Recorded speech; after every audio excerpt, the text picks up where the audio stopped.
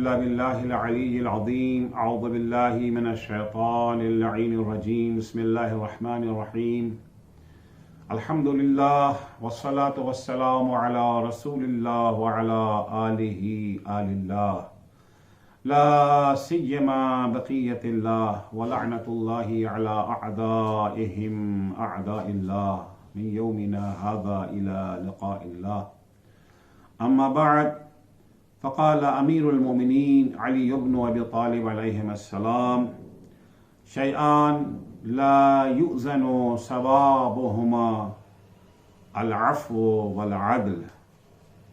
مولا کائنات امیر المؤمنین حضرت علی بن ابی طالب علیہ السلام کا ارشاد ہے کہ دو چیزیں ایسی ہیں جن کے ثواب کا کوئی اندازہ نہیں لگا سکتا، جن کا ثواب کوئی وزن نہیں کر سکتا. دو چیزوں میں سے ایک عفو ہے اور دوسرے عدل ہے. عفو کے سلسلے میں کچھ عرائض گزشتہ دو مجلسوں میں عرض کر چکا ہوں. آج آپ کی خدمت میں عدل کے سلسلے میں کچھ عرائض پیش کرنا چاہتا ہوں. عفو کے متعلق اسلامی نظریات اور معصومین علیہ السلام کی عملی سیرت کے نمونے آپ کی نگاہوں کے سامنے آ چکے ہیں. عزیزو، مقصد تک پہنچنے کے لیے ایک راستہ اور طریقہ کار کی ضرورت ہوتی ہے. مقصد کوئی بھی ہو، اچھا ہو یا برا مقصد، اس تک رسائی حاصل کرنے کے لیے کوئی نہ کوئی ذریعہ، کوئی نہ کوئی راستہ، کوئی نہ کوئی طریقہ کار ضروری ہوتا ہے. اسلام نے مقصد تک رسائی حاصل کرنے کے لیے جس راستے کا اختیار کیا ہے، جس راستے کو چنا ہے، جس راستے کا انتخاب کیا ہے، اس راستے کا نام ہے عدل. بعضوں کی نگاہیں صرف مقصد پر ہوتی ہیں کہ مقصد پاک و پاکیزہ ہونا چاہیے. اس مقصد تک پہنچانے والے راستے کو وہ اہمیت نہیں دیتے. طریقہ کار پر ان کا دھیان نہیں ہوتا کہ وہ حلال ہے یا حرام. ان کا نعرہ ہوتا ہے الغایات تبرر المبادی. مقصد جو ہوتا ہے، مقصد اگر اچھا ہے، مقصد اگر پاک ہے، تو وہ ناپاک وسیلے کو بھی پاک بنا دے گا. لوٹ مار بری بات ہے، کسی سے زبردستی اس کا مال چھین لینا ظلم ہے. لیکن اگر آپ غریبوں اور محتاجوں کی مدد کے لیے کسی مالدار کو لوٹ رہے ہیں تو اس میں کوئی حرج نہیں ہے. آج ظالم اور استکباری طاقتیں جو دنیا میں اندھیر مچائے ہوئے ہیں، ہر طرف ظلم و ستم کا بازار گرم کیے ہوئے ہیں، مظلوم اور کمزور قوموں کے قدرتی ذخائر پر قبضہ جمائے ہوئے ہیں، 7 سمندر پار جا کر لشکر کشی میں مصروف ہیں، تو وہ اپنے اس ناجائز عمل کو جائز قرار دینے کے لیے یہی کہتی ہیں کہ ہمارا مقصد اچھا ہے، ہم ڈیموکریسی قائم کرنا چاہتے ہیں، ہم جمہوریت کا تحفظ کرنا چاہتے ہیں، ہم انسانی حقوق کی پاسداری کرنا چاہتے ہیں. اگر جرمنی میں ستائے گئے در بدر یہودیوں کو بسانے کے لیے سرزمین فلسطین پر قبضہ کر کے کچھ فلسطینیوں کو گھر سے بے گھر کر کے قتل و غارت کرنا پڑتا ہے تو اس میں کیا حرج ہے؟ ہمارا مقصد تو پاک ہے. ہم بے گھر افراد کو گھر فراہم کرنا چاہتے ہیں. یہ ان کی منطق اور لاجک ہے. لیکن اسلام اس منطق کا قائل نہیں ہے. اسلام شدت کے ساتھ اس منطق کا مخالف ہے. اسلام کا کہنا ہے کہ مقصد کی پاکیزگی کے ہمراہ ذریعے اور وسیلے کی طہارت بھی ضروری ہے. خوب اسلام کا مقصد کیا ہے؟ اسلام کا مقصد انسانی سماج کو ظلم و ستم، کفر و شرک، نفاق و دروئی، اخلاقی پستی و نفس کی غلامی کے اندھیروں سے نکال کر توحید کی نورانی وادیوں میں داخل کرنا ہے. چنانچہ سورہ ابراہیم کی پہلی ہی آیت میں ارشاد ہوتا ہے، جس میں مقصد بیان کیا گیا ہے دین کا، الف لام را کتاب انزلناہ الیک لتخرج الناس من الظلمات الى النور باذن ربهم الى صراط العزیز الحمید. الف لام را، یہ کتاب قرآن جو ہم نے ایک پیغمبر آپ پر نازل کی ہے، اس کتاب کے نازل ہونے کا مقصد کیا ہے؟ اب یہ کتاب اسلام کا دستور اساسی ہے، اسلام کی بنیاد ہے. یہ کتاب قرآن، اس قرآن کو ہم نے کس لیے بھیجا ہے؟ دوسرے لفظوں میں اسلامی تعلیمات ہم نے کس لیے بھیجی ہیں؟ مقصد کیا ہے؟ لِتُخْرِجَ النَّاسَ مِنَ الظُّلُمَاتِ إِلَى النُّورِ بِإِذْنِ رَبِّهِمْ، تاکہ آپ ان کے پروردگار کی اجازت سے انہیں تاریکیوں سے نکال کر کے نور میں داخل کر دیں. إِلَى صِرَاطِ الْعَزِيزِ الْحَمِيدِ، وہی نورانی، وہی نور، وہ نورانی منزل جو عزیز الحمید خدا کا راستہ ہے.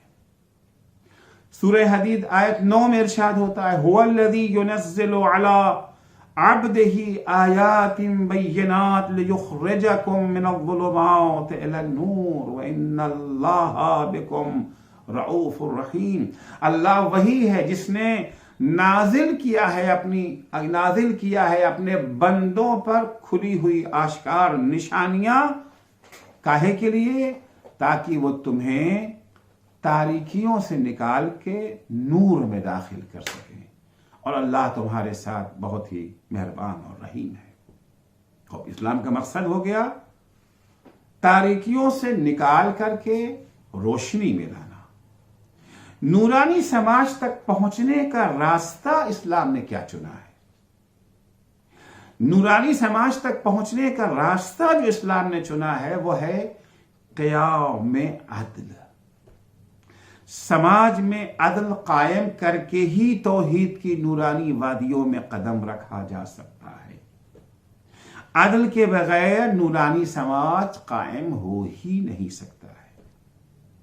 اگر ہم یہ تصور کریں کہ ہم ظلم و ستم کا بازار بھی گرم کیے رہیں اور توحید سے بھی مالا مال ہو جائیں تو یہ ناممکن ہے. توحیدی سماج، توحید کا نورانی سماج تبھی قائم ہو سکتا ہے جب عدل قائم ہو سکے. عدل کے ذریعے ہی ہم اس مقصد تک رسائی حاصل کر سکتے ہیں، ورنہ رسائی ناممکن ہے. اسلام جنگ و خوریزی اور ایذا رسانی و تشدد کا سخت مخالف ہے. تلوار اور بندوق تو دور کی بات ہے، کسی بے گناہ کو ہاتھ سے بھی مارنا حرام ہے.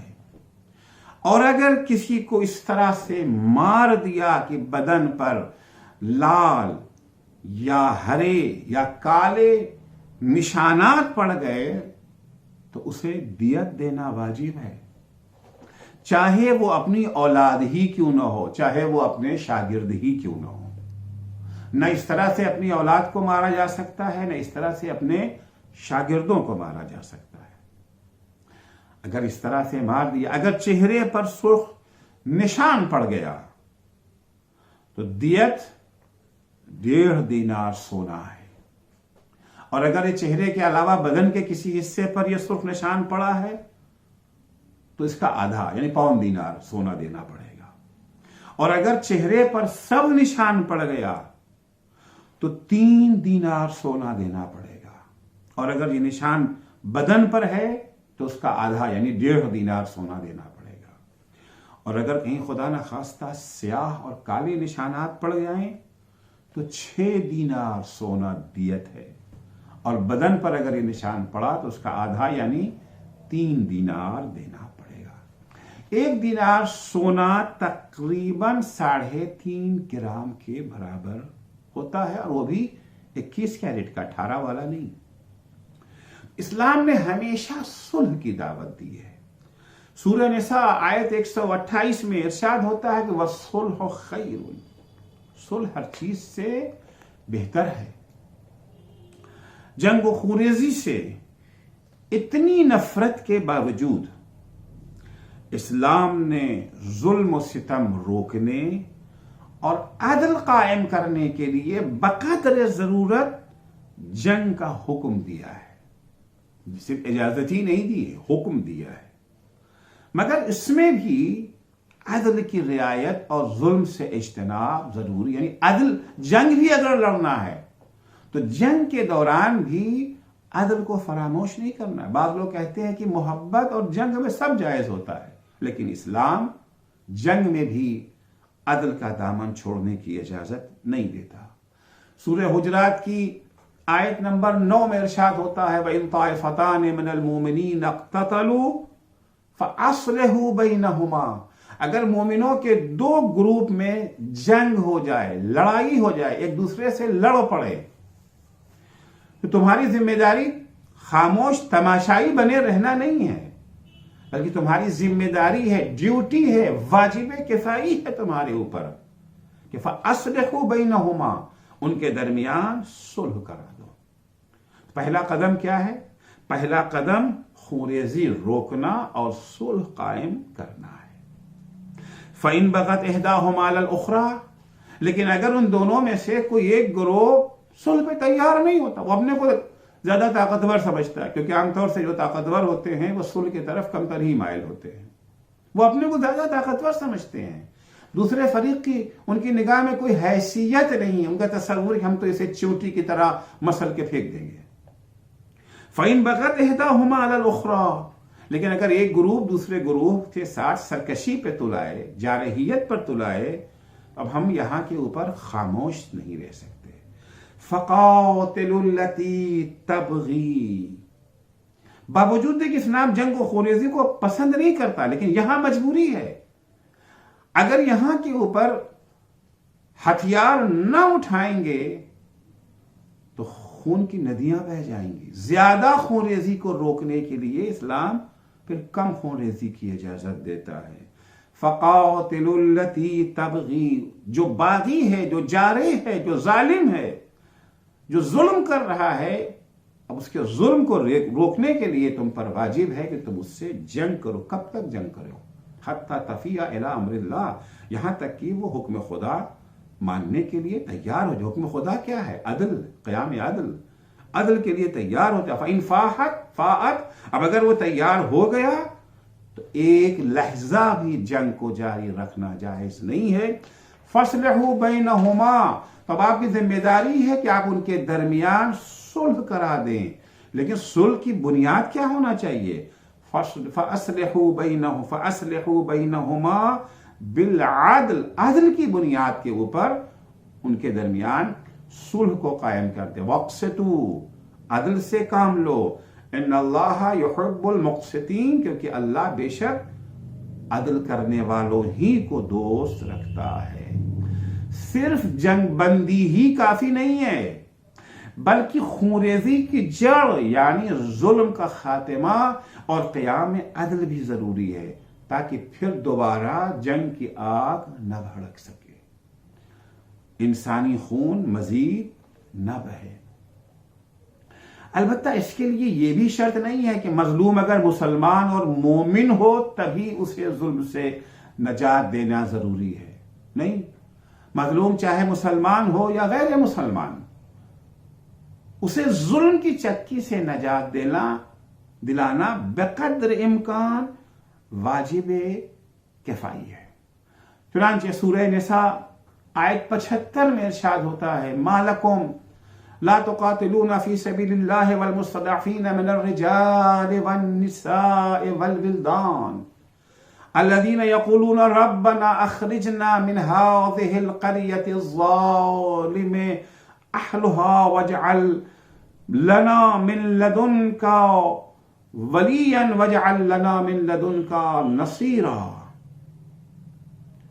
اے صاحبان ایمان، آخر تمہیں ہو کیا گیا ہے؟ تمہاری غیرت کہاں چلی گئی ہے؟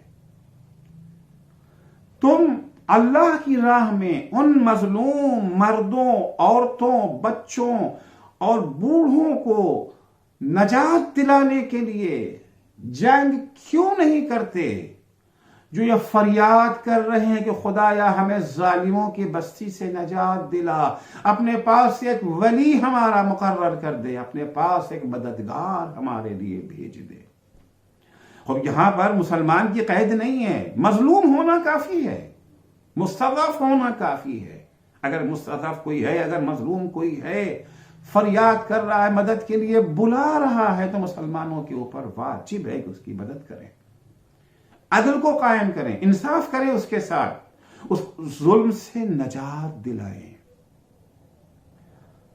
مشہور واقعہ ہے، مولا کائنات کی خلافت کا زمانہ ہے، معاویہ کے دہشت گرد مولا کائنات کی حکومت کے ایک علاقے میں گھس کر کے ظلم و ستم کا بازار گرم کرتے ہیں اور ایک یہودی عورت کے پیر سے اس کی پازیب چھین لیتے. مسلمان نہیں، ظلم ایک یہودی عورت پر ہوا ہے. جب یہ خبر مولا تک پہنچتی ہے، مولا فرماتے ہیں مومن اگر اس خبر کو سن کر کے موت کی آرزو کرے تو برحق ہے، کیونکہ ظلم ہوا ہے، مظلوم ہے وہ، مظلوم کوئی بھی ہو، ظلم سے رہائی دلانا ہماری ذمہ داری ہے.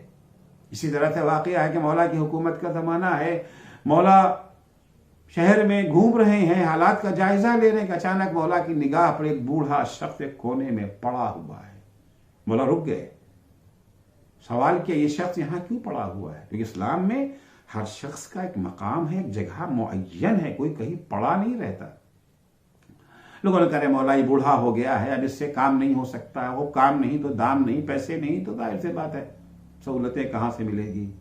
مولا نے کہا اچھا تمہارا انصاف ہے، جب تک اس کے بازوؤں میں طاقت تھی تب تک تم نے اس کی طاقت سے فائدہ اٹھایا، آج جب وہ کمزور و ناتما ہو گیا ہے تو اسے ایڑیاں رگڑ رگڑ کے مرنے کے لیے چھوڑ دیا ہے. لوگوں نے کہا ارے مولا یہ مسلمان نہیں ہے، یہودی ہے. مولا نے کہا ہوا کرے، انسان تو ہے، کوئی بھی اگر مظلوم ہے اس کی نصرت، اس کی مدد بقدر امکان واجب کفائی ہے. اسلام کسی کے بھی ساتھ کسی بھی شکل میں ظلم کی اجازت نہیں دیتا.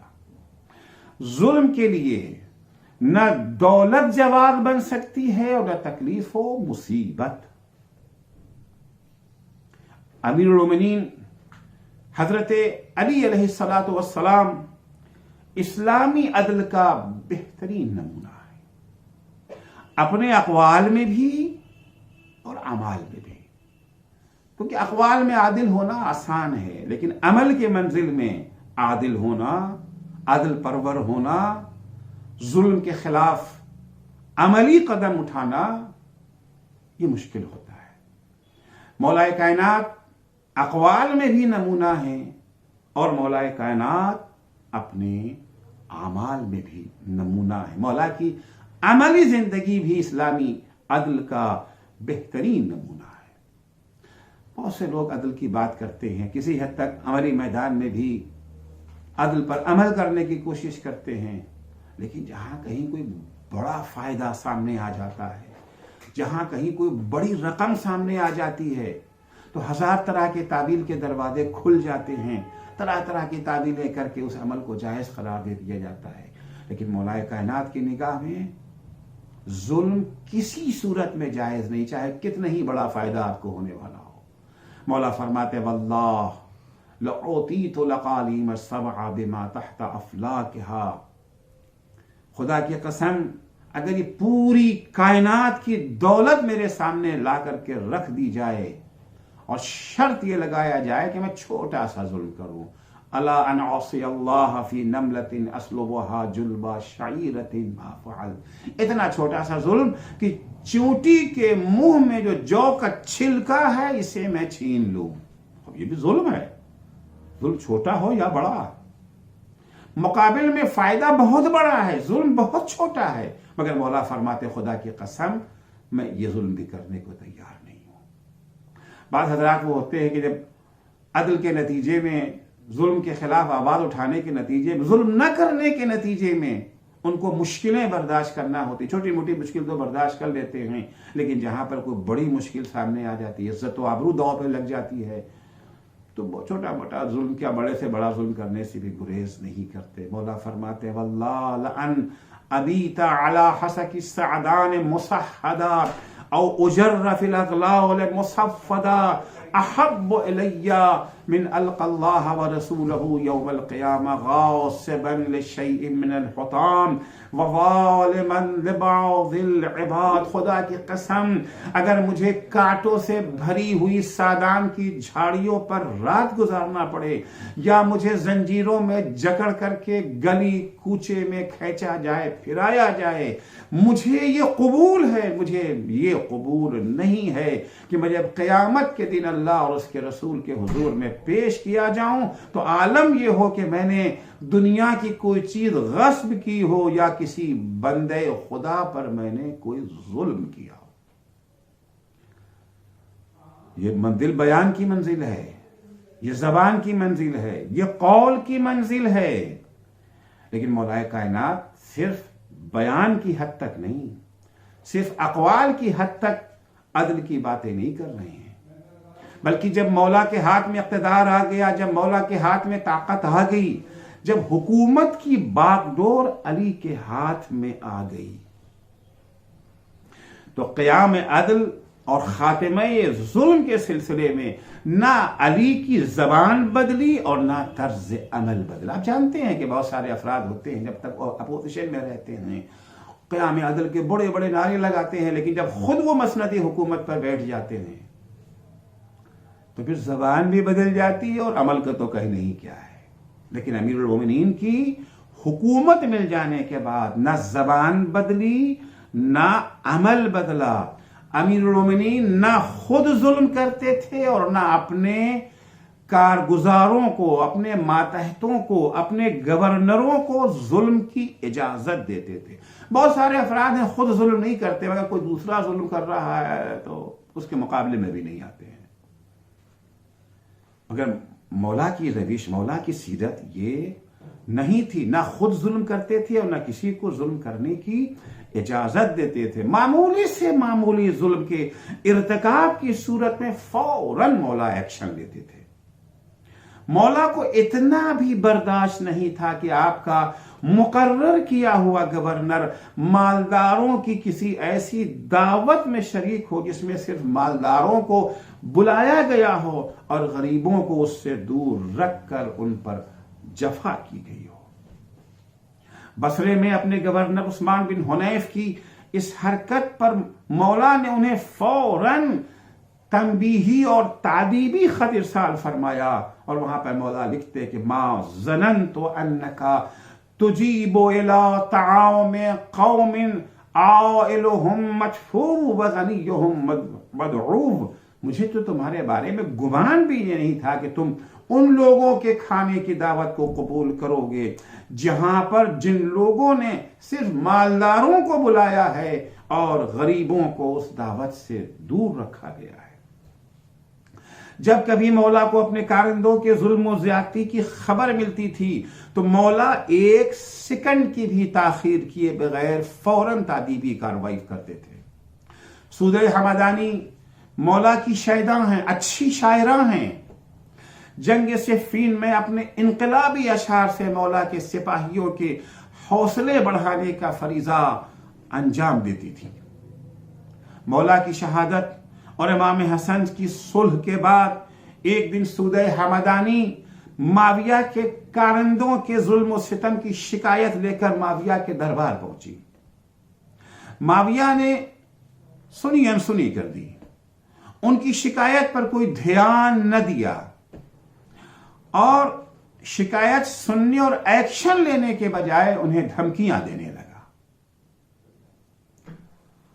معاویہ کی اس عمل کو دیکھ کر کے سودہ حمدانی رونے لگیں، جب معاویہ نے ان سے سوال کیا، پوچھا کہ رو کیوں رہی ہو، تمہارے رونے کا سبب کیا ہے، آپ یہ سمجھا شاید وہ ڈر گئی ہیں، خوفزدہ ہو گئی ہیں، تمہارے رونے کا کیا سبب ہے؟ تو سودا کہتی ہیں کہ اسی طرح میں ایک مرتبہ علی کے پاس گئی تھی، تمہارے اس عمل نے مجھے علی کی یاد دلا دی، مجھے علی کی یاد آ گئی۔ اسی طرح میں ایک مرتبہ علی کے ایک کارندے کی شکایت لے کر علی کے پاس گئی تھی، علی اس وقت نماز پڑھ رہے تھے، جیسے ہی میں نے کہا یا علی فریاد اور ان کے گورنر کی میں نے شکایت بیان کی، علی نے فوراً اس کی معزولی کا خط میرے ہاتھ میں تھماتے ہوئے کہا کہ جاؤ اس سے کہو کہ میں نے اسے معزول کر دیا ہے، اور تو مجھے دھمکیاں دے رہا ہے۔ پھر سودا نے یہ شعر پڑھا، صلی اللہ علی جسد تزمنہ القبر، خدا رحمت نازل کرے اس بندے پر، اس جسم پر جسے قبر نے اپنی آغوش میں لے لیا ہے، فاصبح فی العدل مدفونا، وہ کیا دنیا سے گیا، وہ کیا قبر میں دفن ہوا کہ اس کے ساتھ ساتھ عدل اور انصاف بھی دفن ہو گیا۔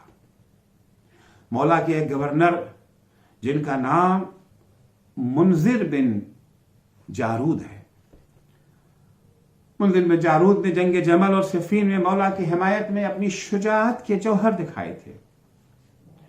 مولا نے انہیں ان کی شجاعت، ذہانت، انتظامی صلاحیت اور خصوصاً ان کے والد کے زہد و تقوی کے پیش نظر استخر صوبے کا گورنر مقرر کر دیا تھا۔ گورنر بننے کے بعد کرسی اور بیت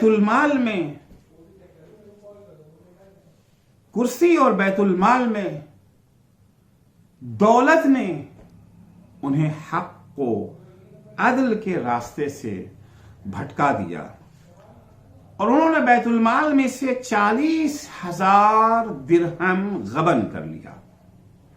عیش و عشرت کے چکر میں پڑ کر عوام کی خدمت سے غافل ہو گئے، کنبہ پروری میں مصروف ہو گئے۔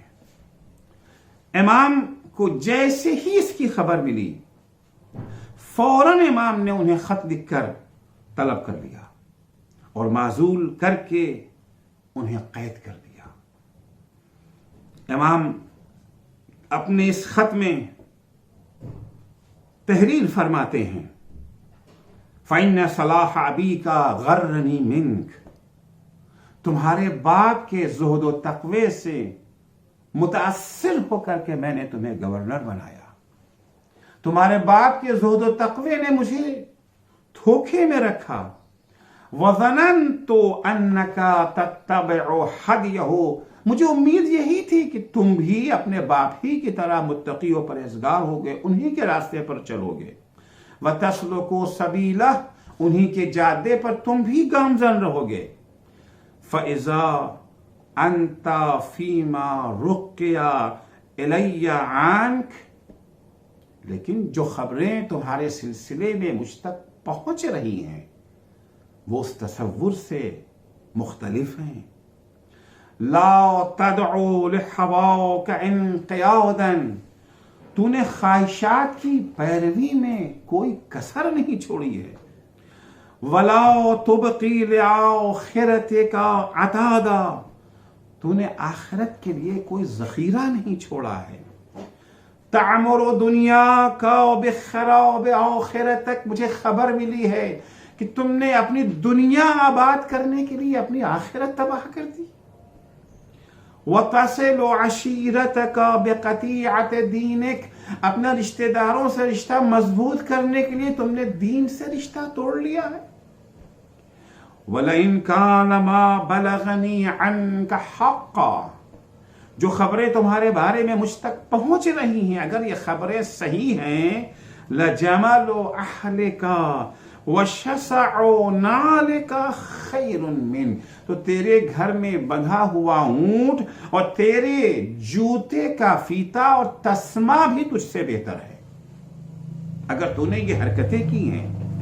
ومن کان بصفتک، اور جس میں تیری جیسی یہ خاصیتیں پائی جائیں، فلیس باہل ان یصد بہ ثغر، وہ اس قابل نہیں ہے کہ سرحدوں کی حفاظت اس کے حوالے کی جائے، او ینفذ بہ امر، یا اس کے ذریعے سے کسی امر کو نافذ کیا جا سکے، او یعلی لہ قدر، یا ایسے شخص کا کوئی درجہ اور مرتبہ جو ہے بلند کیا جا سکے، او یشترک فی امانت، یا اس کے حوالے کوئی امانت کی جا سکے، او یؤمن علی جبایت، یا اموال کی جمعوری اور اکٹھا کرنے کے سلسلے میں اسے امانت دار سمجھا جائے۔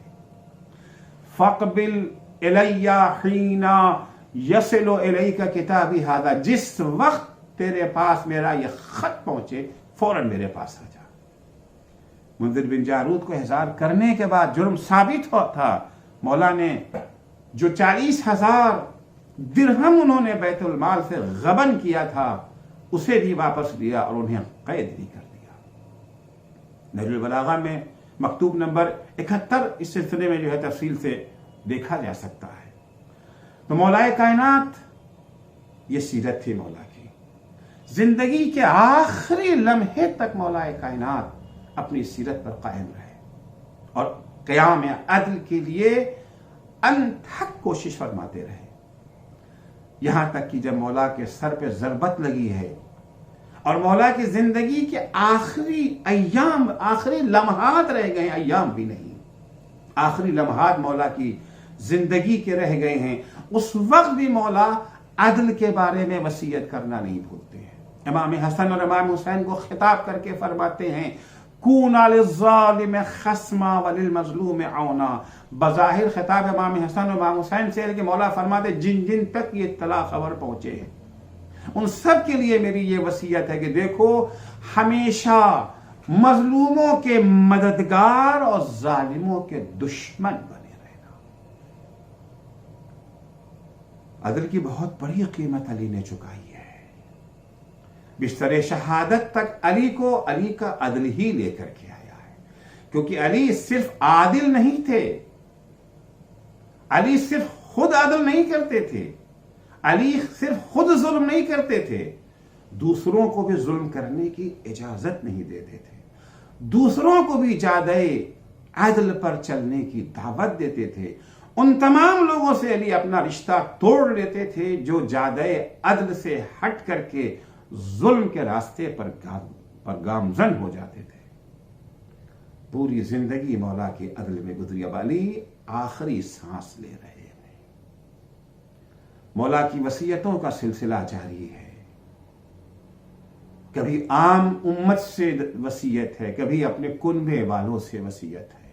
خصوصی وصیتوں کا سلسلہ جب شروع ہوا، امام حسن سے وصیت کی، امام جناب عباس سے وصیت کی، بقیہ کنبے والوں سے وصیت کی، بقیہ ساری وصیتیں جو علی کر رہے تھے اسے سب سن رہے تھے، لیکن ایک وصیت علی نے ایسی کی ہے جسے صرف اسی نے سنا جس سے علی نے وصیت کی ہے۔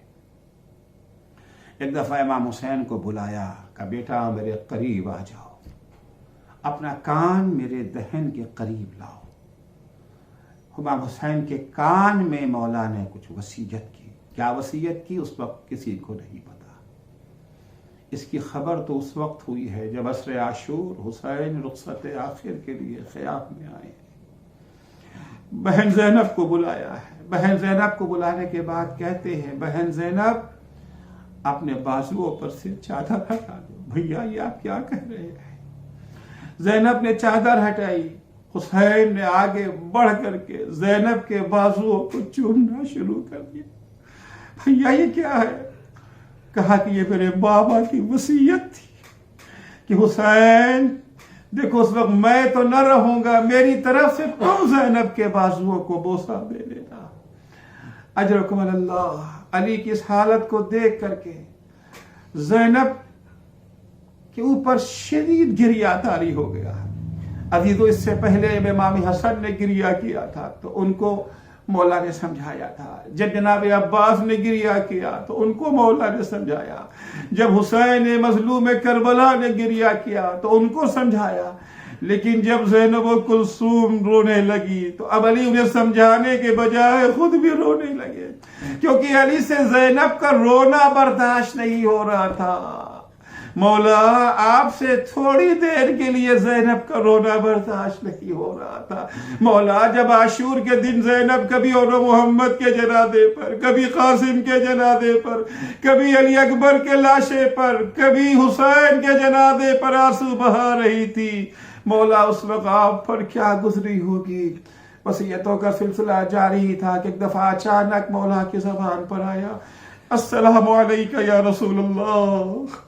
جیسے ہی مولا نے کہا السلام علیکہ یا رسول اللہ، جناب زینب کے بابا کس کو سلام کر رہے؟ کہا بیٹا زینب تمہارے نانا تشریف لائے ہوئے ہیں. بیٹا تمہارے نانا اکیلے نہیں ہیں، ان کے ہمراہ تمہاری ماں فاطمہ زہرا بھی ہیں، تمہاری نانی خدیجۃ الکبریٰ بھی ہیں.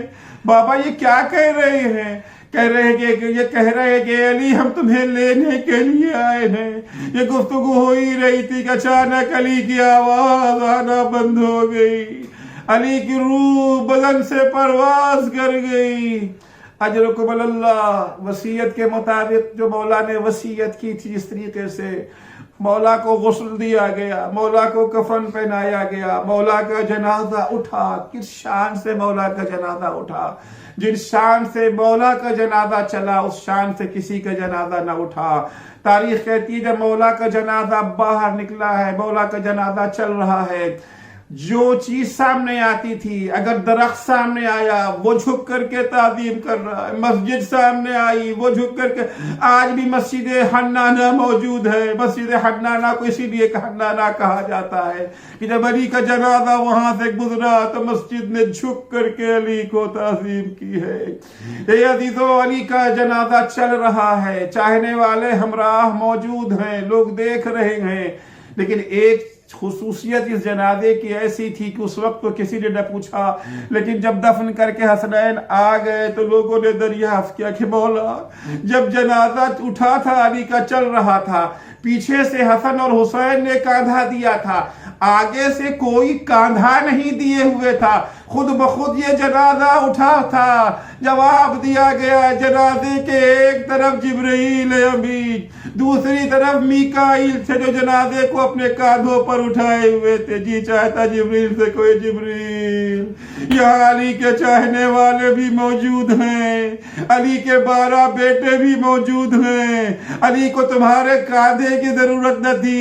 اے کاش کربلا میں اس غریب کو کاندھا دے دیا ہوتا جسے غسل و کفن دینے والا کوئی موجود نہ تھا. اجرکم اللہ. جنازہ لے کر کے وہاں پر علی کے وصیت کے مطابق ایک جگہ پر پہنچے جہاں جنازہ خود سے رک گیا. وہاں تابوت کو زمین پر رکھا گیا. امام حسن نے جب وہاں کی مٹی ہٹائی تو کیا دیکھا کہ تیار قبر موجود ہے جس پر لکھا ہوا ہے کہ یہ قبر طوفان نوح سے پہلے نوح نے جناب مولا کائنات کے لیے تیار کی تھی. دفن کی تیاریاں شروع ہو گئیں.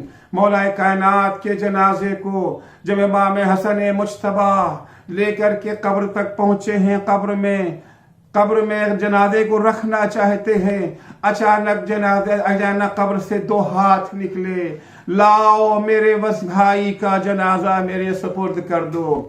عزیزو آج حسن حسین یتیم ہو گئے، آج زینب کبریٰ یتیمہ ہو گئیں، آج ام کلثوم کے سر سے باپ کا سایہ اٹھ گیا، آج عباس علمدار بے پدر ہو گئے. لیکن یقیناً بہت بڑی مصیبت ہے. مگر جی چاہتا ہے شہزادوں اور شہزادیوں کی خدمت میں عرض کروں، آقا زادوں، آقا زادیاں، یقیناً بہت بڑا غم ہے. لیکن آپ کے بابا کو قبر تو نصیب ہو گئی، آپ کے بابا کو غسل و کفن تو مل گیا. لیکن ہائے حسین کی بیٹی سکینہ، ہائے حسین کا لاڈلا سید سجاد، کتنا قلق تھا سید سجاد کے دل پر، نجس لاشیں تو دفن کر دیے گئے، لیکن میرے بابا کا پاکیزہ جنازہ بغیر غسل و کفن زمین کربلا پر پڑا ہے۔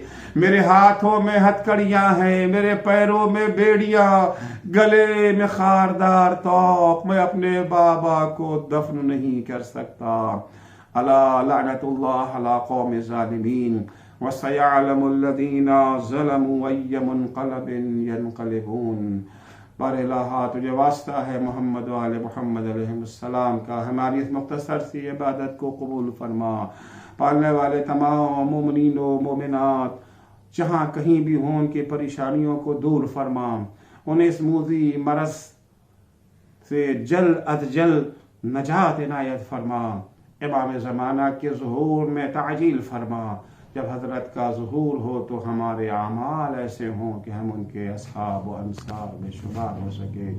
اللہم عجل فی فرج مولانا صاحب الزمان واجعلنا من عباده